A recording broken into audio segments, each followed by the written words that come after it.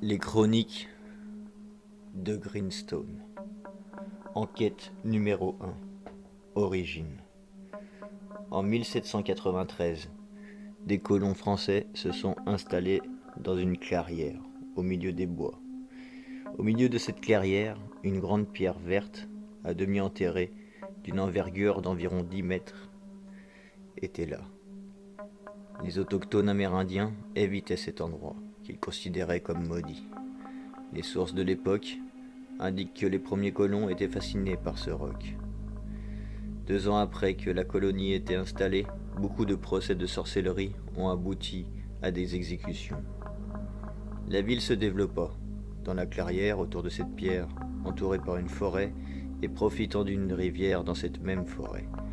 Les habitants de l'époque, dans le peu de sources retrouvées, expliquent avoir été témoins de faits paranormaux. Apparemment, un culte avait commencé à se former autour de ce roc verdâtre, ce qui inquiétait le prêtre du village. En 1802, une grande partie des villageois avait disparu. Les corps étaient retrouvés mutilés, allongés dans un champ, avec dans leur bouche un caillou venant de cette pierre. Les fermiers a été accusé et condamné à mort, malgré qu'il proclamait son innocence. Enquête numéro 2. La bête de Greenstone. En 1900, le petit village s'était transformé en une petite ville, mais toujours entouré d'une forêt dense. La pierre verte était au milieu de la place de la ville. Autour, il y avait la mairie, l'église et quelques commerces. À cette période, des enfants disparaissaient dans la forêt. Le peu de corps retrouvés était dans un sale état. Un petit garçon qui avait survécu à une attaque racontait qu'une bête avait tué ses amis. Après quelques disparitions de plus, les habitants ratissaient la forêt, à la recherche de la bête. Au bout de 3 jours de fouilles, la fameuse bête a été retrouvée dans une caverne et a été abattue, en tuant 2 habitants au passage. Dans son antre, les parois étaient recouvertes de petits morceaux de cailloux verts, similaires à celles du centre de la petite ville. Le corps de la bête était en fait un ours, avec une musculature surdéveloppée et dépourvue de poils.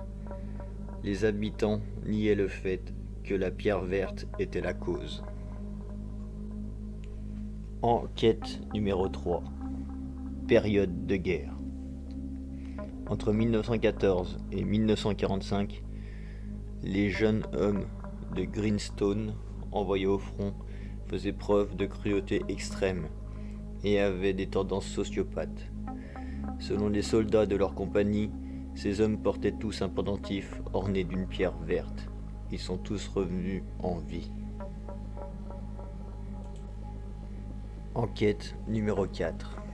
Les années hippies. En 1963, un festival hippie a eu lieu à Greenstone. Musique et drogue étaient au rendez-vous. Pendant les festivités, certains ont essayé une nouvelle drogue, une poudre verte nommée Euphorie. Mais les pauvres ont commencé à massacrer les autres festivaliers. La police a dû intervenir. Sur les 200 festivaliers, seuls 12 ont survécu. L'affaire a été étouffée, à coups de chantage et de menaces de la part de la municipalité. Enquête numéro 5. Les années 2000.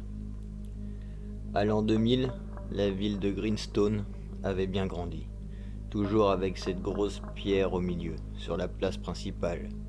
À cette période, un groupe d'ouvriers était chargé d'agrandir les réseaux d'égouts pour les nouveaux quartiers.